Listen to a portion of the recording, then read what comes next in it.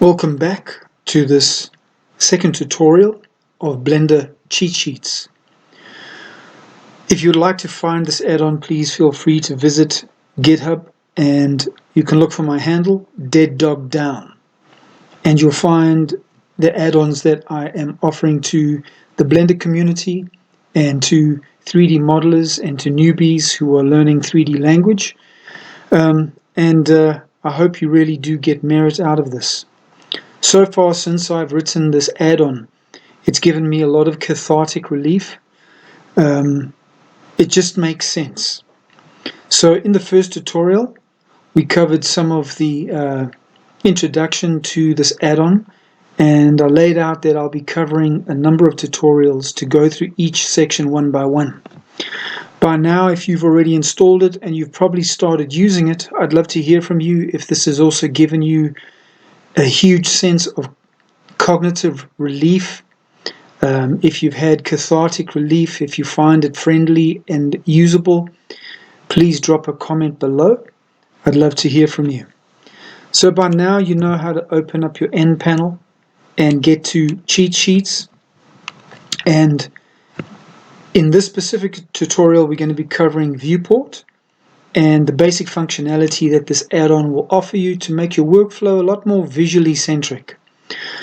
One of the things that I personally enjoy about using Blender cheat sheets is that my focus now goes mostly from the center of the screen to a vertical toolbar to the center of the screen. I now no longer have to do the excessive amount of menu hunting, looking all around trying to find the command that I'm looking for. So that's really a game changer for me. This means I get to spend more of my creative attention on what I'm modeling and less time trying to remember what a command was, what a sequence of command was, and I get to see everything directly in front of me. Okay, so Viewport. Viewport is very simple. In the first explanation of what a viewport is, this concept that you're looking at, this perspective that you're looking at into your 3D world, this frame of view is called the viewport. If I wanted to come in closer and frame in my viewport, this is another word that you'll have to get used to. By me coming in closer to that specific object, I'm framing my viewport to get closer to it. If I want to frame out or frame in, I'm framing my viewport to see my 3D world, my 3D environment in a specific way. Why we need to become a little bit familiar with the word frame is because we're going to be using it in a variety of ways that is very centric to Blender's language. So the first thing that I've highlighted at the top of this add-on is free look, or what Blender calls walk mode. And this for me I feel is very important to have right at the top of Viewport, because it is generally the first thing I want to do when I come into the studio in the morning and I want to see what work I've done. I don't want to use orbit mode, especially if I have a very large scene and I've got hundreds of things. I can't orbit mode every single object, and I can't orbit mode a large scene. What I want to do is I want to click on walk mode and not try to remember the shortcut command, and I just want to do a flyby. So now, for those of you who do know how to do the flyby or the free look or the walk mode, as you're using the W, S, A, and D keys, you can mouse wheel in and out. It'll speed you up or slow you down.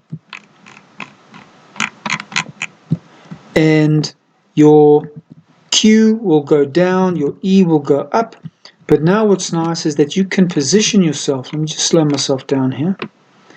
You can position yourself with a little bit more of a cinematic feel as you move through your scene. This, I feel, is a very important way to preview your scene as you come into work in the morning, to get kind of a bird's eye view of what you did the day before. Now, the next is a very important understanding for newbies, knowing what global or local reference frame you're in. It's as important as knowing whether you are in object mode or in edit mode. So I'm going to give you a little bit of an example on this. It's not going to be a thorough tutorial, but at least it'll give you an idea of what to expect. Okay, let me just get my view back here. So we are currently in global reference frame. Now I know for the professionals out there this is very basic for you, but it's very important for newbies to understand this. If I look at, I'm just going to come into my object, reset my view a little bit. If I look at a specific object and I want to move it around the scene, I can do it in one of two ways. I can either do it relative to global reference frame or local reference frame. But what does that mean? So I'm going to show you. Here is my selected object. I want to move this object from this general position to over here. Now, for those of you who want to run ahead, I'll let you do it first, and then I'll show you how I'm going to do it. So I will give you 5 seconds to do that. 5, 4, 3, 2, 1. Okay. What I would do is I'd first look at the axis that I want to drag it along. Then I know I'm going to press the G key to grab it. Then the X key to lock it to the X axis. Then move my mouse in the general vicinity of that X direction. Click and let go. Done. Now let me undo that, because now we're going to switch into local reference frame. Now we're going to do exactly the same thing. We're going to move the box from this general vicinity to this vicinity over here. I'll give you 5 seconds to do it, and then I'll show you what I will do. 5, 4, 3, 2, 1. Right. Basically, I look again. Am I moving it along the x-axis? That x-axis is over there. G, X, grab it, move, click, and it's moved. Now, I know that looks like it is doing the same thing, but this is why I'm setting this up for you in this way. Because now, I'm going to go into top view,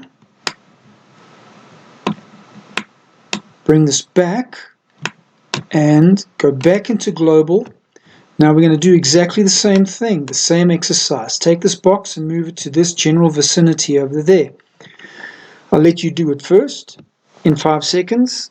5, 4, 3, 2, 1. Okay. I'm going to look at the X axis indicator, grab X, drag it along. Click, finalized. All's good. Now I'm going to undo that. Now we're going to go into local reference frame. Now we're going to take the box again and move it from this position generally to this position over here. I'll let you do it first. 5, 4, 3, 2, 1.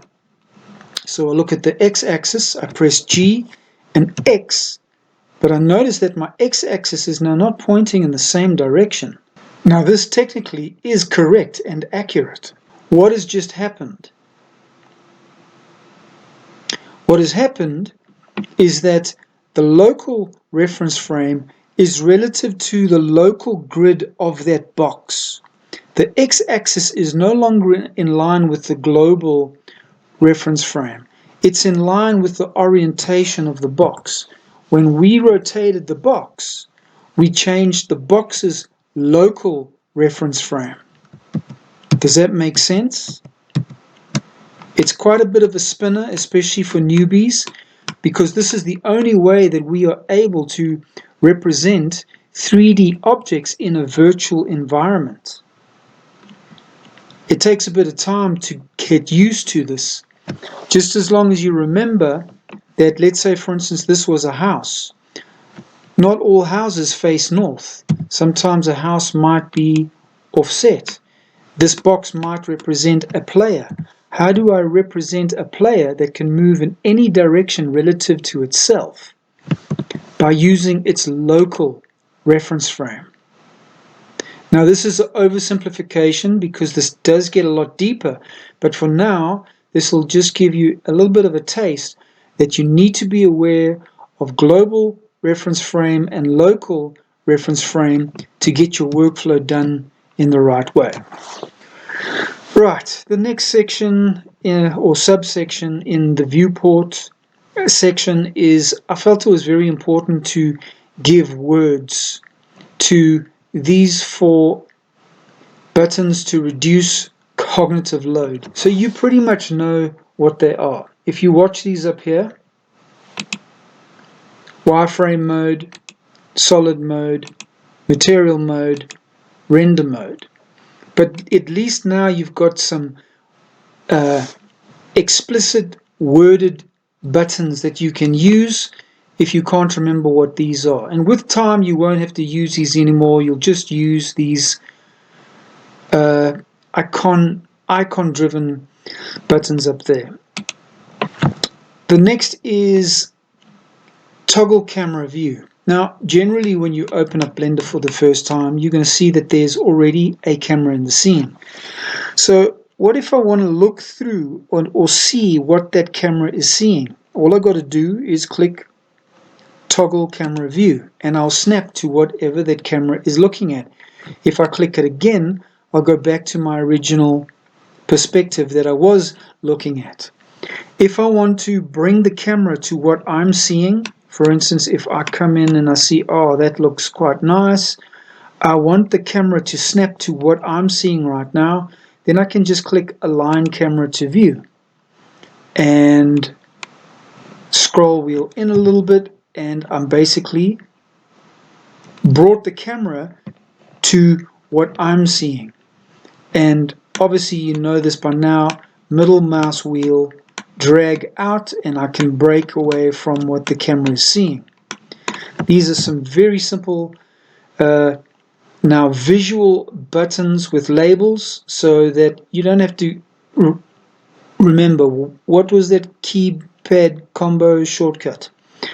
Some of the stuff I won't explain because I don't really use it, but it's there for your functionality if you need it. My pipeline is to export to a game engine. So I'm basically just focusing these tutorials mostly on pipeline to 3D game engine. The next is viewport enhancements, and these are just very simple things. I'm going to come in really close here. Cavity is to give my solid modeling a little bit of definition.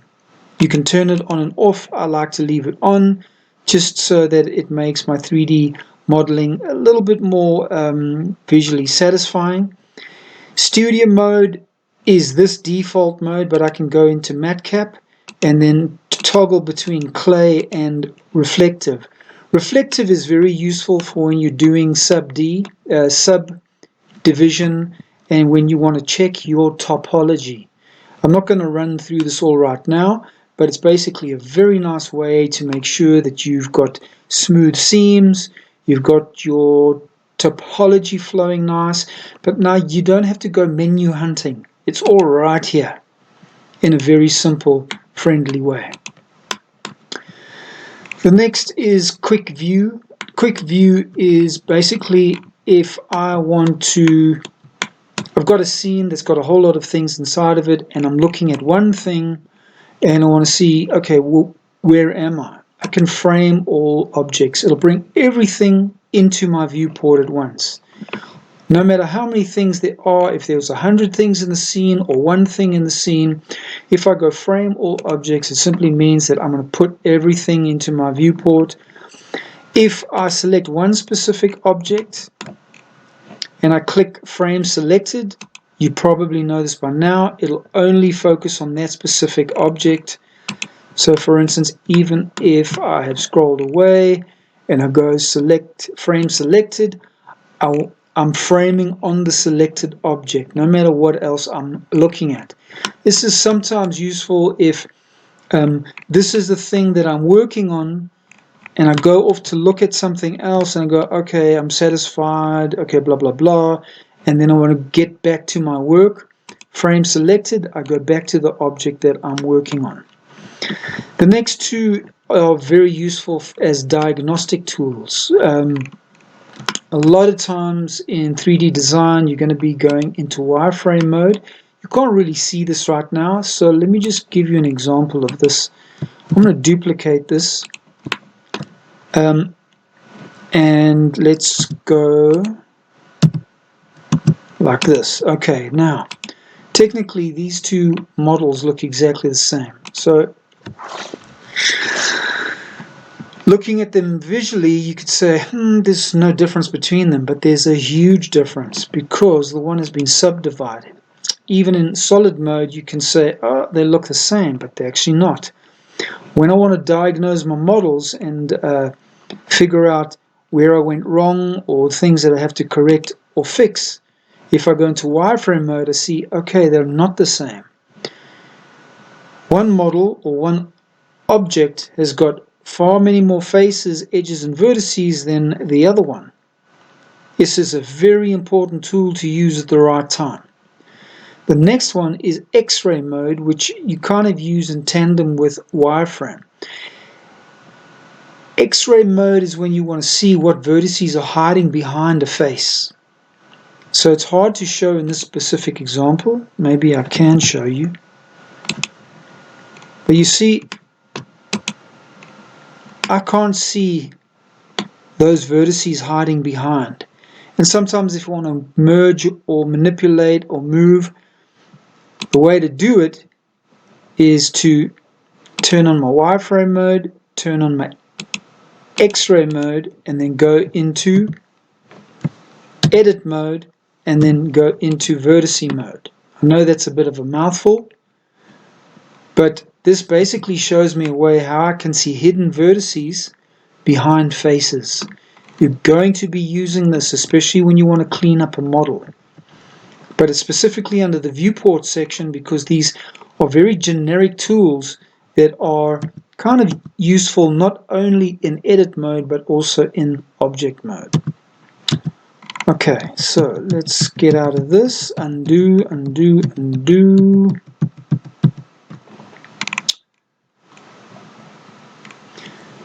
The next four under viewport mode is also very viewport centric. When I've done a bit of work on my model and I just want to see the model for itself, I don't need to keep seeing that grid, I can turn the grid off and I can just take a look at it without anything else cluttering the screen. And when I want to get back to my modeling and I need a frame of reference, I can reactivate my grid and any axis that I choose. Quite useful just to help reduce the cognitive load. Now the next is standard views. Standard views come from the technical drawing world and more parametric 3D solid modeling and things like that. The simple thing to remember is that top means I'm looking from the top down. Bottom, I'm looking from the bottom up. Front, back, right, left, and I can use the keypads 7, 7, 1, Control 7, Control 1, 3, Control 3, and I can basically look from any view that I wish to work from that specific perspective to finish my model. Perspective and orthographic. The human eye has got what we call a perspective effect. That means that if I drag this along the Y, objects further away, they look like they are smaller. This is the effect of the human eye that we've managed to mimic inside of this 2D viewport that mimics a 3D world. I can prove this to you by, if we have to now switch into orthographic, what do you think will happen?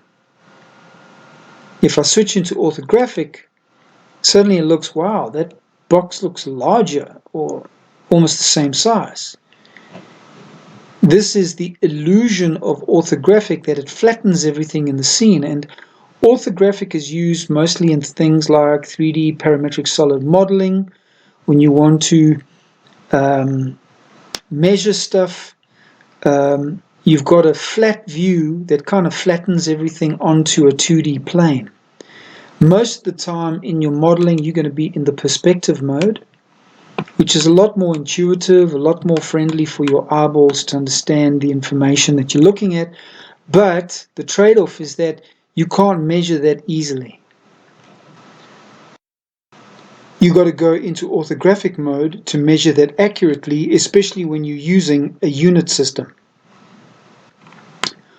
Okay, so let's go now to the last little section for this tutorial. I'm going to undo this. And this is viewport background. Now, personally, if I've been spending 12, 16 hours a day in front of a computer, the last thing that I need is even light gray to cause cognitive load on my brain. That's already so much brightness. So one of the things that I felt was very necessary to implement was a very fast way. Wow, that is sexy. A very fast way to just reduce the screen brightness and to make it very quick. This means that if I'm doing mesh operations and I need to quickly set this brighter so that I can see vertices and edges, I can set this very quick and work on my model. But when I want to get an overall view and I'm feeling a bit tired and I don't want so much brain drain, I can set this very quickly, but I can save that setting. Next time Blender fires up, that sexiness is going to stay. And if I want to, I can set it at a gradient and save that. Next time when Blender fires up, it's already ready to rock and roll. And at any time, I can basically override that. I can go back into solid mode, do my finicky work, and then once I'm done, if I do not save right now, the next time I start Blender, my background color that I'd previously set it at will be remembered. This is a couple of the contributions of this add-on to help reduce cognitive load. Okay, so in our next tutorial, you're going to see my favorite setting, and obviously you're going to set it the way that you like, but I just need a little bit less of cognitive load and a little bit more 3D centric design. So this comes to the end of Viewport. I hope that you like what you see, but also hope that you put into practice these buttons, and they've got text labels. You can't make a mistake now. The shortcuts are labeled after each function where applicable, and where there's no shortcut for it, you can see the label clear enough. There's no confusion. You don't have to remember it. You'll be spending more time 3D modeling, going between your 3D centric view and your toolbar view. I hope that you're going to get a kick out of Blender cheat sheets. It's free for life, GPL version 2. You will never have to pay for it. It'll never be behind a paywall. You'll never have to register for it. If someone is putting it behind a paywall, or you have to register to get it, demand your money back, delete that account, and go GPL version 2. Please support Blender. I also welcome your support, because it takes an inordinate amount of time to put something like this together. I hope that you like it, and please feel free to comment below. And especially if you've already had cathartic relief from this, let me know. I'm just really glad that I can reduce your cognitive load. In the next tutorial, we're going to be covering transform, and to clarify the principles of 3D language that is agnostic to any specific vendor, that really just helps you cement down on what universal 3D language is all about. There's no need for us to create 1,000 languages for what should be a very universal 3D language. And I'm hoping that as you work through this, you'll see the simple logic of this and really start to practice this. There's still a lot of information, but now you get to see the overview of what ties all 3D language together. And that is just absolutely important for making your 3D modeling and your 3D workflow really efficient. I'll see you in the next tutorial. I hope you get a kick out of Blender cheat sheets.